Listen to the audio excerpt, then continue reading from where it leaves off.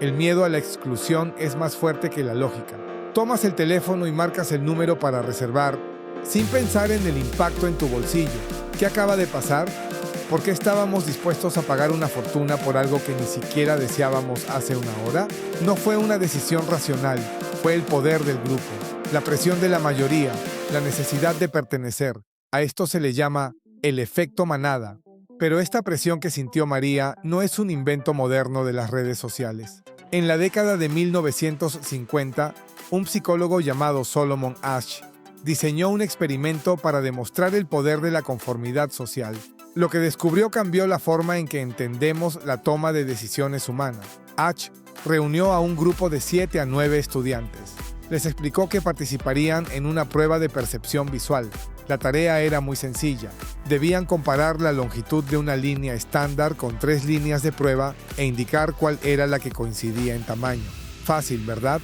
Lo que los participantes no sabían es que todos los demás en la sala eran actores, cómplices del experimentador que habían recibido instrucciones precisas para dar respuestas incorrectas de manera unánime. El verdadero participante escuchaba cómo, uno tras otro, todos sus compañeros elegían la misma línea equivocada.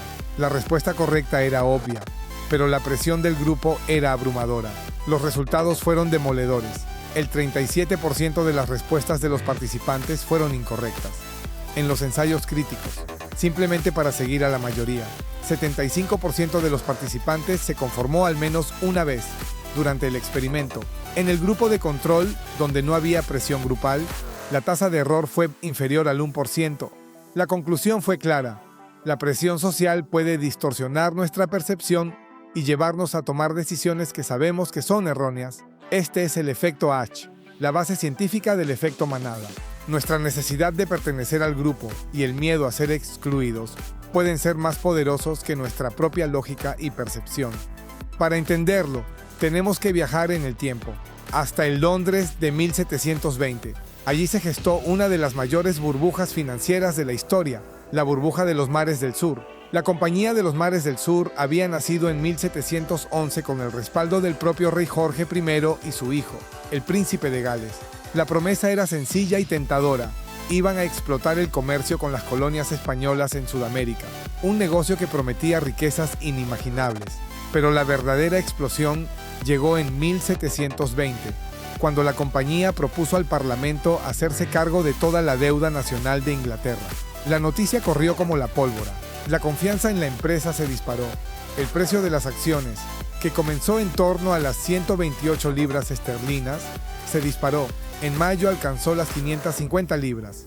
Para agosto había llegado a la increíble suma de 1,000 libras por acción. La gente hacía cola durante horas para comprar acciones. El rumor de que un barco de la compañía había llegado cargado de oro y plata era suficiente para que el precio diera un nuevo salto. La manada se había desatado. Invertir en la Compañía de los Mares del Sur no era solo un negocio, era una cuestión de estatus social y pertenencia. Pero la realidad no tardó en imponerse. Las expectativas de riqueza no se cumplían. Las promesas eran falsas. El negocio real nunca llegó a materializarse. La confianza se quebró.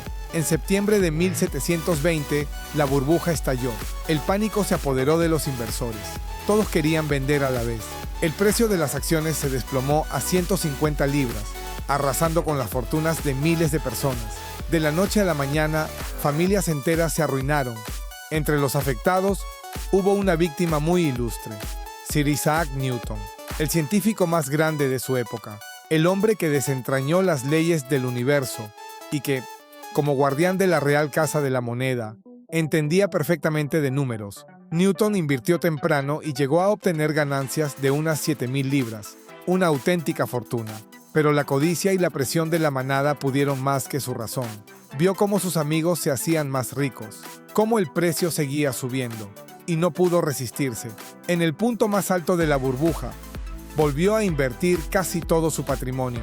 La pérdida fue catastrófica. Se estima que perdió entre 12,000 y 20,000 libras, una cantidad que le llevó años recuperar.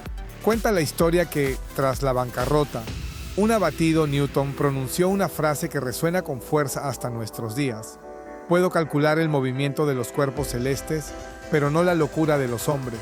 Isaac Newton, el hombre que descubrió la gravedad, fue derrotado por la presión del grupo, por el FOMO y por el deseo de no quedarse fuera. Si incluso una de las mentes más brillantes de la historia cayó en esta trampa, ¿qué nos hace pensar a nosotros que somos inmunes? Pero no tenemos que viajar 3 siglos atrás para ver a la manada en acción. Basta con mirar lo que pasó en Wall Street en 2021 y, de nuevo, en 2025. Un grupo de inversores minoristas, organizados en el subreddit Wall Street Bets, decidió desafiar a los grandes fondos de cobertura. Su objetivo: GameStop, una cadena de tiendas de videojuegos en apuros. Coordinados por las redes sociales, empezaron a comprar acciones masivamente. El precio se disparó más de 1000% en cuestión de semanas. ¿Qué impulsó esa locura? No fueron los fundamentales de la empresa, que seguían siendo débiles. Fue el poder de la manada, el miedo a quedarse fuera, la euforia colectiva y la sensación de pertenencia a un movimiento. El mismo patrón se ha repetido en 2025 con la fiebre de la inteligencia artificial. Las acciones de empresas relacionadas con la IA se dispararon, impulsadas no por sus beneficios, sino por el miedo a perderse la próxima gran revolución tecnológica. La firma financiera Swissquote advirtió que el FOMO fue uno de los principales impulsores del mercado en 2025. Desde las acciones meme hasta la última oferta en tu tienda online, el efecto manada está en todas partes, influyendo en tus decisiones sin que te des cuenta. La buena noticia es que, una vez que entiendes cómo funciona, puedes empezar a protegerte. Hemos visto cómo la manada puede arrastrarnos a decisiones irracionales. La buena noticia es que podemos aprender a protegernos. Aquí tienes 3 pasos prácticos para salirte de la manada. Paso 1. Cuestiona a la manada. Antes de seguir una tendencia, pregúntate: ¿esta inversión o compra tiene sentido por sí misma? ¿O solo la estoy considerando porque todos los demás lo hacen? La prueba social es una trampa. Como demostró el experimento de Asch, la mayoría puede estar equivocada, aunque todos vayan en la misma dirección. Paso 2. Crea un plan y apégate a él. La inversión y las compras no son solo números, son emociones. Por eso necesitas un plan por escrito, tus objetivos, tu tolerancia al riesgo y reglas claras para comprar y vender. Cuando la euforia o el pánico llamen a tu puerta, el plan será tu ancla. Una regla simple: no tomes decisiones importantes sin esperar 24 horas. Paso 3. Estructura un pensamiento independiente. El legendario inversor Templeton lo dijo: compra cuando los demás venden desesperadamente y vende cuando compran eufóricamente. No se trata de llevar la contraria por llevar la contraria. Se trata de evaluar las oportunidades con tus propios criterios, no con los de la mayoría. Usa herramientas objetivas, un checklist, y actúa por estrategia, no por instinto. Salir de la manada no es fácil. Nuestro cerebro está programado para seguir a la mayoría, pero con conciencia, un plan y las herramientas adecuadas, puedes aprender a hacerlo. Si quieres entender cómo funciona tu dinero y tu mente, suscríbete y activa la campanita, porque esto es Mango Sideral, donde la ciencia y las finanzas se encuentran en el espacio. Nos vemos en el próximo video.